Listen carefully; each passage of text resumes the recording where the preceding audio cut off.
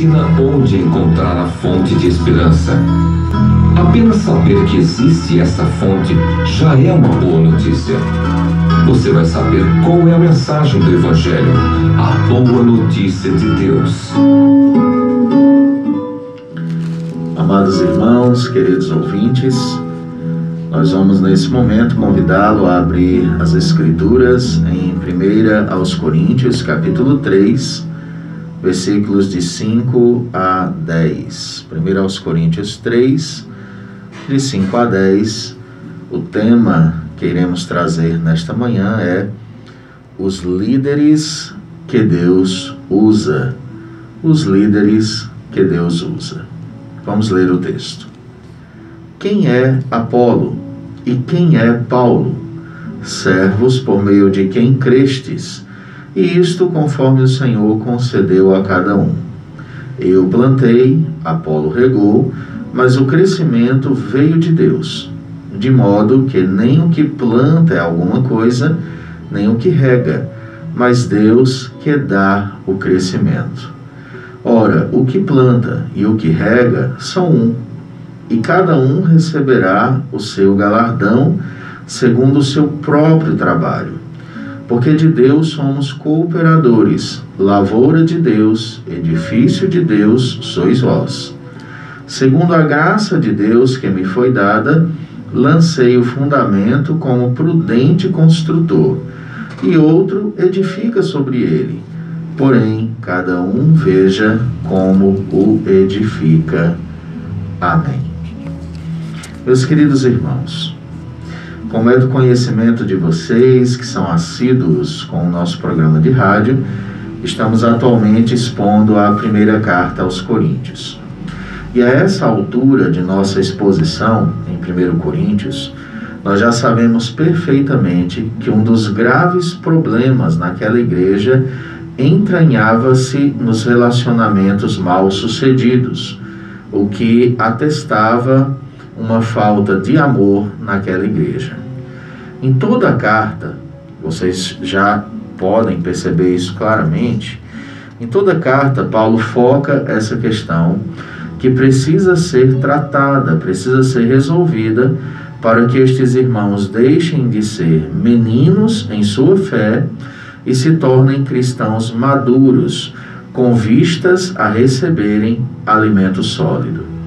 A imaturidade nos relacionamentos dentro da igreja de Corinto confirmava que eles também eram imaturos em sua fé e precisavam santificar esta área de suas vidas.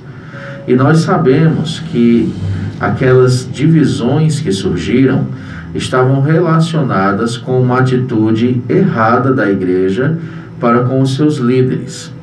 Esta atitude se refere a uma compreensão errada dos ministérios de Paulo e Apolo, dentre os ministérios de outros homens de Deus que serviram a Cristo naquela cidade.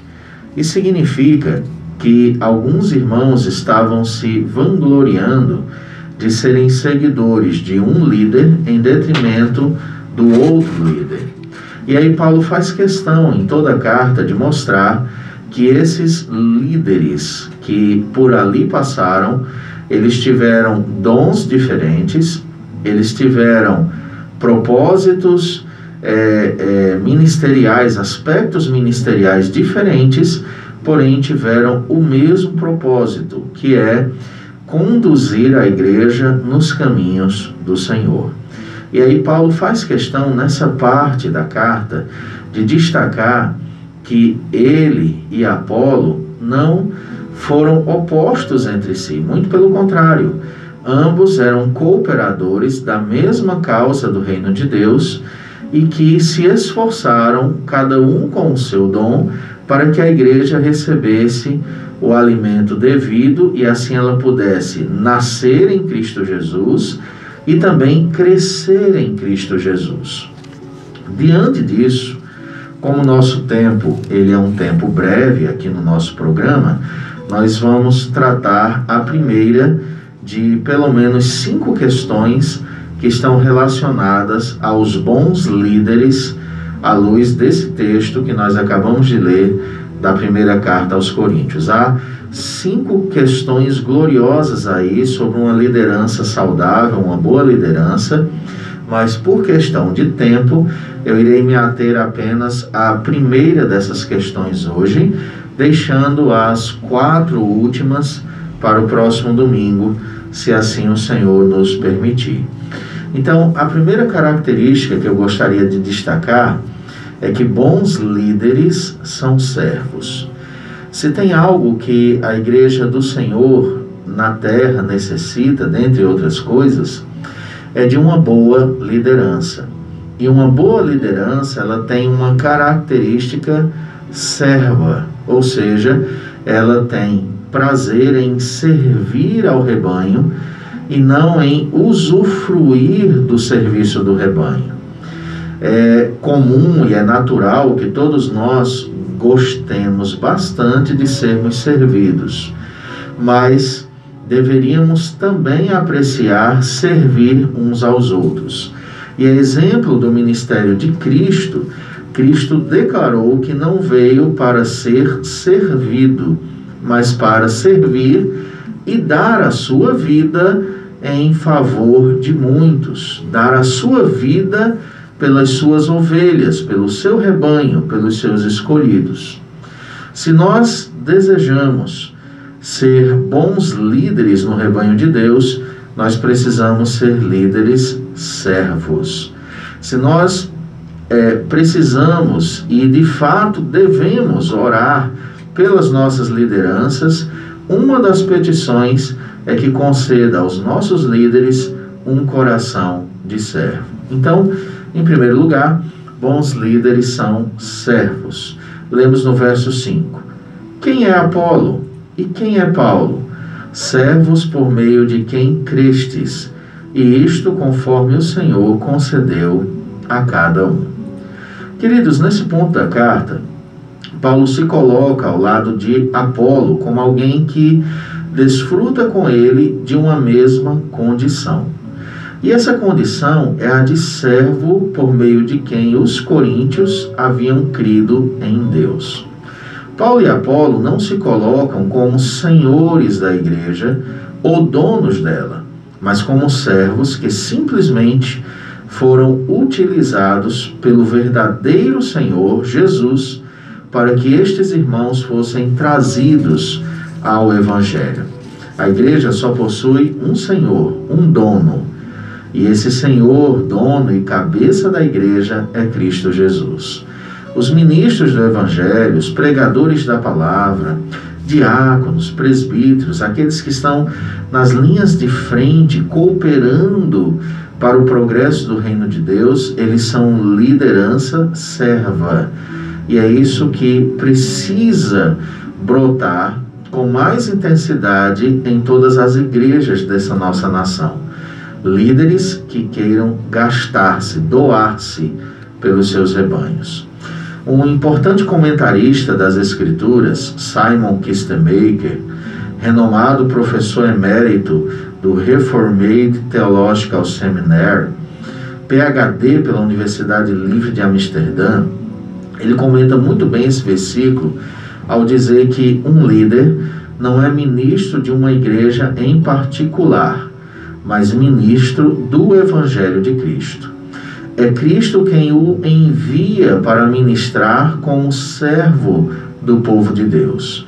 Isso é o que tanto Paulo como Apolo estavam fazendo na igreja de Corinto, como servos de Cristo. E aí esperavam a bênção de Deus sobre o seu trabalho.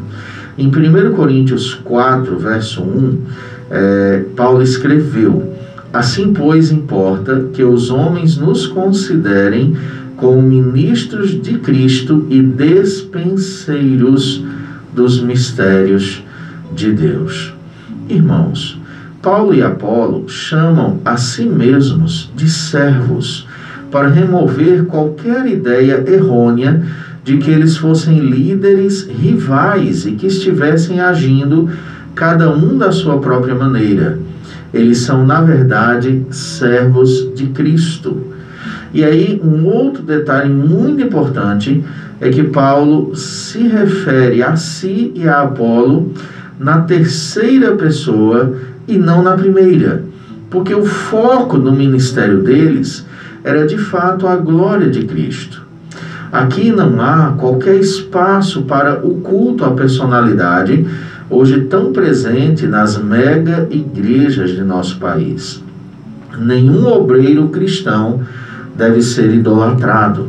Às vezes, maus líderes, líderes imaturos, líderes mal intencionados, constroem a igreja em cima do seu próprio alicerce. Então é o ministério do apóstolo tal, do bispo fulano de tal, do missionário não sei quem, e aí a igreja vai sendo construído nos aspectos daquele líder. E aí o que se vê é um culto à personalidade. Quando o líder fundador chega, é como se chegasse um artista para apresentar o seu show. E na igreja do Senhor Jesus não deve haver espaço algum para isso.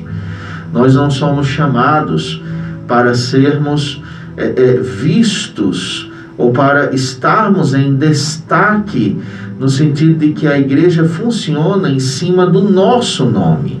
De modo nenhum.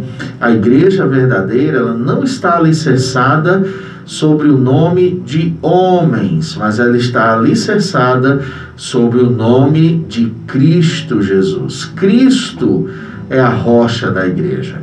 Bons líderes, é óbvio, devem ser amados, cuidados, servidos também, mas o foco deles não é atrair a atenção para si, e sim atrair a atenção para Cristo, porque Cristo é a razão de ser da igreja. Cristo é a razão de ser da nossa fé. E aí uma outra questão importante é que servir a Cristo significa levar as pessoas a Ele e amadurecê-las e consolá-las nele pela correta pregação e pela sã doutrina. Quando o líder prega fielmente a palavra, a fim de que as pessoas creiam no Evangelho, ninguém deve enaltecer o pregador que meramente realizou o seu trabalho. Apenas Cristo deve receber a glória e a honra. O líder que Deus usa deve ter alguns textos tatuados na sua memória. E um desses textos é Lucas 17:10, que diz: assim também vós, depois de haverdes feito quanto vos foi ordenado, dizeis: somos servos inúteis, porque fizemos apenas o que deveríamos fazer. João Batista compreendeu isso muito bem quando expressou: convém que ele cresça e que eu diminua. Queridos, precisamos compreender ainda que Paulo não utiliza aqui o termo escravo, o qual se refere à completa submissão devotada a Cristo, mas ele utiliza o termo servo, que diz respeito ao serviço feito em favor de Cristo, à sua igreja e aos membros desta. Esse mesmo termo é utilizado por ele em Efésios 3:7, que diz assim: do qual fui constituído ministro conforme o dom da graça de Deus, a mim concedida segundo a força operante do seu poder. E Colossenses 1:23 nós lemos: se é que permaneceis na fé, alicerçados e firmes, não vos deixando afastar da esperança do evangelho que ouvistes e que foi pregado a toda criatura debaixo do céu, e do qual eu, Paulo, me tornei ministro. E aí o que nós queremos dizer com isso, para sermos mais claros, é que a palavra grega traduzida por servos, no texto que estamos expondo agora, é a palavra diakonoi, que pode ser traduzida por ministros ou servos. A tradução fiel do versículo seria: que é Paulo? Que é Apolo? Paulo tira totalmente a atenção de sobre eles e coloca no Senhor, que os chamou para serem servos destes irmãos de Corinto. O termo diakonoi era originalmente aplicada a um copeiro. Depois veio a ser empregado com referência ao serviço em geral. E no Novo Testamento é utilizado muitas vezes com relação ao serviço que os cristãos devem prestar a Deus em ocasiões devidas.